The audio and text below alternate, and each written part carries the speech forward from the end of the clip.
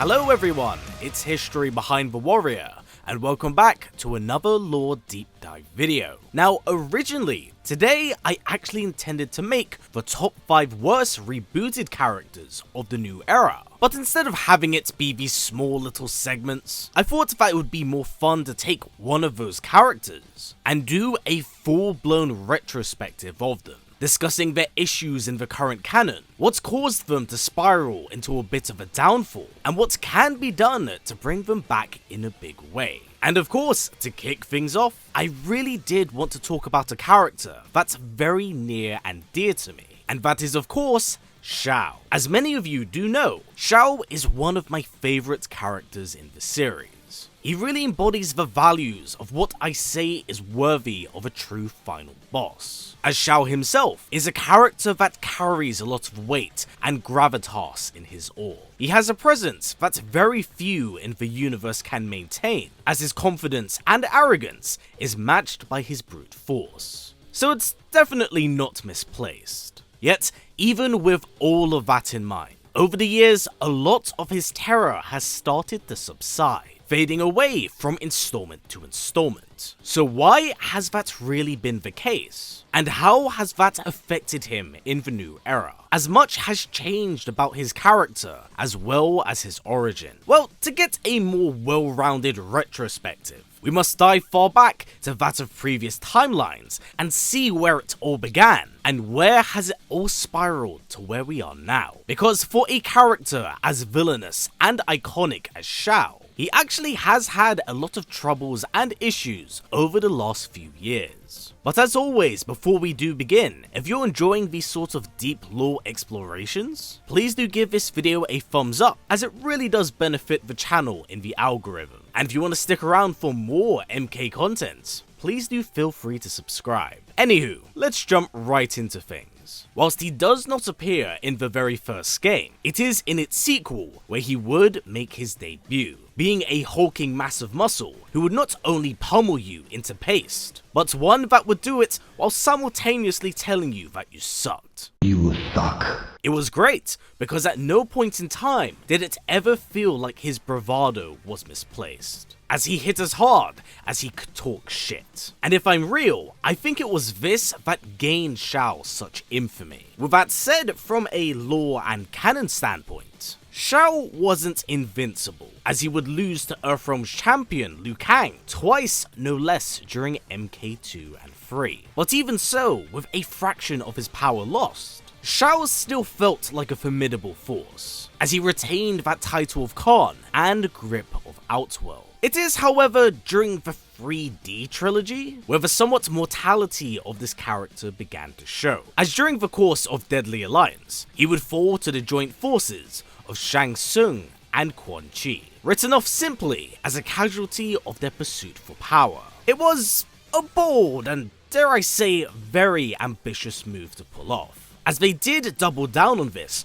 by also removing Liu Kang. Thus, it really felt like the Deadly Alliance were a real threat to contend with. Sadly though, a lot of this would be softly retconned, as Liu Kang would continue to live on in future installments, albeit in spirit form, and during the course of Deception, it was later elaborated on to be a clone. But by then, Shao had lost his title, his throne, and was in hiding. It would take another installment in the form of Armageddon, where he would later reclaim his empire. But by the time of his return, it didn't quite have a triumphant punch to it, as it was largely overshadowed by a plethora of newer faces, with arguably the most significant to him being the Dragon King Onaga, the only being he ever feared to face in one-on-one combat. So this is largely where the time and age of Shao kind of passes, at least during the original timeline run by Midway. This would change quite a bit during the Netherrealm saga, as Shao actually serves as a bit of a plot device in MK9 for the series Reboot, as during the course of Armageddon, he would slay his rival Onaga, and later lay claim to the fire elemental Blaze,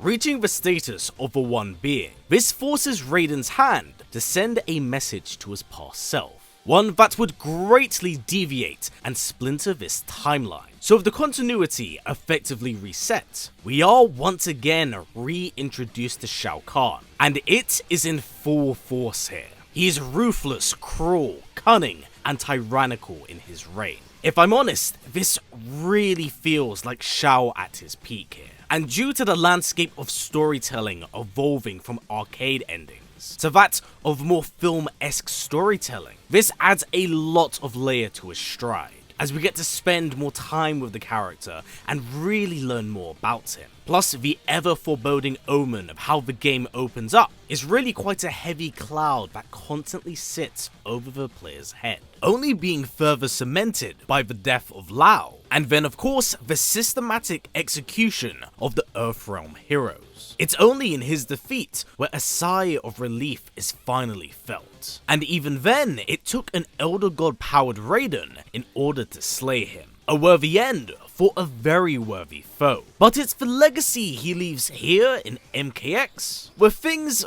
begin to get quite muddled up. As during this installment, it's here where the name of Shao Kahn is expanded on, revealing that the Kahn in his name was more of a title than something actually tied to him. As from this point onwards, many would actually go on to don this mantle, as it's utilized by Melina, Kotal, and even Kitana. Thus, with more people having the Kahn title, and many not being as strong or as ferocious as Shao, did kind of water down the title in his name. And thus, because of this, Shao started to feel a bit less special, as it felt like anyone could pick up that mantle. Now coming into Mortal Kombat 11, Shao Kahn does return from the dead, as he's brought to the present by a timequake created by the Titan Kronika. It merges the present day with the MK2 section of MK9, and this is definitely where those cracks start to open up, as whilst he still does retain a lot of that bravado, especially in his dialogue, the losses that Shao takes here undeniably chips that facade he once had, as he is beaten by the likes of Kotal and Kitana. Now this isn't supposed to be a diss or jab at Kitana nor Kotal, not at all actually, but in comparison to the likes of Liu Kang, Earthrealm's champion, and Raiden, Earthrealm's defender, they just kind of pale in comparison, as both Liu and Raiden have significantly more to show for their feats of strength. Kotal and Kitana in comparison have far less to show for, and still do keep in mind, this version of the character is designed to still be MK9 Shao Kahn. And when you're losing to the likes of Kotal, a character who even dies in his own character trailer, it really does hurt the persona of the character. Thus, when Kotal and Kitana defeat him, it doesn't necessarily feel like a victory they've earned, but more so something to serve the narrative in order to progress the plot. It feels like a bit of a hollow victory, and if anything, just kind of hurts Shao. Now, thankfully, he does have quite a bit of a redemption arc during Aftermath, where he feels more appropriately adjusted to that of his 9 counterhalf, as he can battle the likes of Johnny, Cassie, Lao, and Liu. But a lot of this is player influenced, and you kinda can't deny the damage that already has been done, which is only further cemented when he perishes to the hand of Shang Tsung. Now mind you, Shang has obtained Kronika's crown during this time, so it is quite understandable, but prior to that in the base game, it does feel like he's done a bit of a disservice there. So this finally takes us up to that of the new era. So with a new world, new timeline, different rules definitely do apply here. Especially for Shao, as he is a completely new origin and even lacks the title of Kahn, stripped of it, as well as his brutality at birth. Yet even so, he pushes against the vision of Liu Kang, and is able to regain his brutish physicality, showing that not even a Titan can control everything. Some things are just inevitable. Outside of this though, his demotion to General is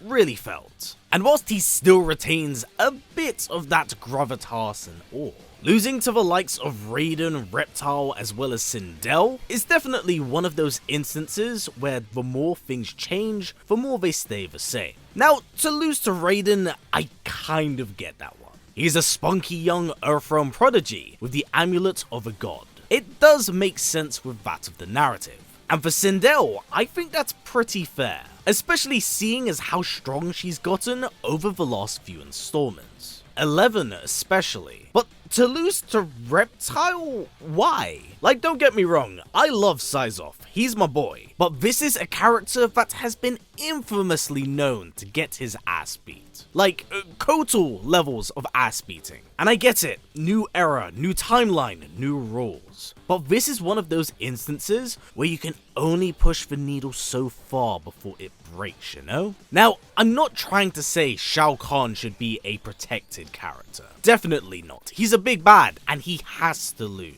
But it does feel like it should be a very exclusive club of characters that can take him down. When it's passed around so freely and he's been held up in such high esteem for so long, a villain as prestigious as that can lose a lot of its threat factor. So with everything accounted for and mentioned here, how do we fix Shao? How exactly do we improve on him and frame him in a far better light moving forward? Well, let's pick up from the end of Mortal Kombat 1, with us learning from arcade ladder endings that following Titan Shang Tsung's defeat, Shao is able to break out of incarceration and flees away from Outworld's capital, quietly formulating a plan to take Outworld for himself, even seeking to tame the wild dragon, Onaga. So narratively, in so many ways, it is looking very promising for him moving forward. However, having a weapon of war doesn't necessarily make him as a character formidable.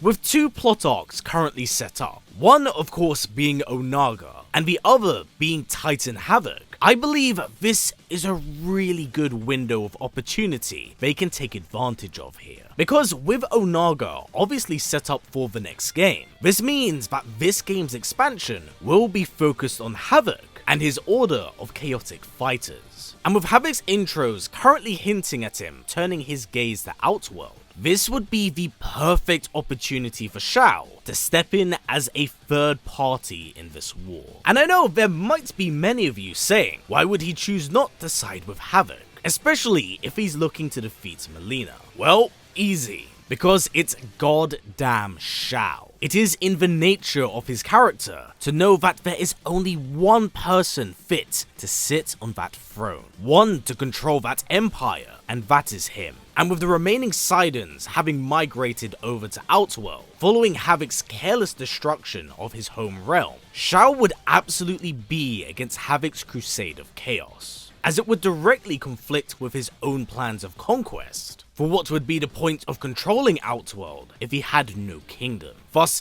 he would seek to exterminate Havoc and his army as a way to guarantee its safety, so that he could then take it for himself.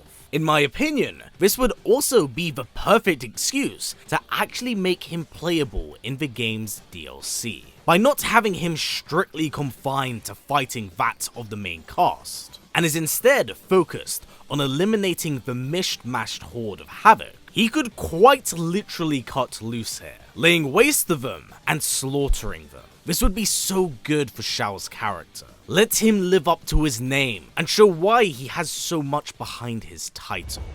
Victor of the Tavarian War, conqueror of the Quatan Plains, defender of the Navala Coast. As has his family for generations, General Shao defends us with zeal and tenacity.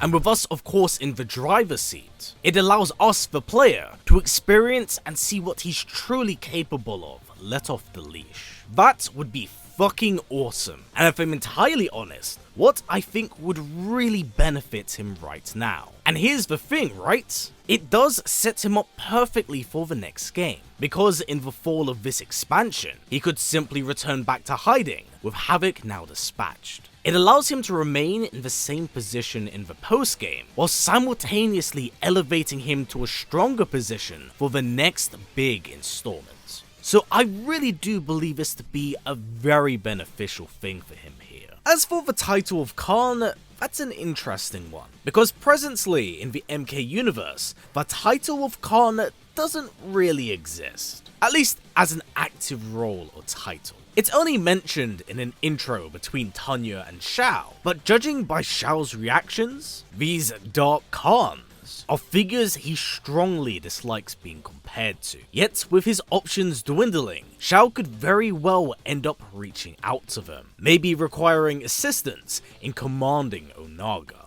Either way, the idea for this is 100% on the table now. It's ultimately down to NetherRealm to capitalize on this new foundation and see what blossoms from this new era. So with all of this said, what are your thoughts on the idea I have for Shao here? Do you think this is the path he should take? Do you have one of your own? Please do comment down below, as I'd love to hear what you have to say. I really enjoy being able to sit down, as it's always fun to do a deep dive retrospective on characters, especially ones that allow me to look at certain things from a slightly different angle. That said, if you did enjoy this episode, please do give it a thumbs up, as I actually would love to do one on Havoc here. But until then everyone, as always, take care and I'll catch you in the next one.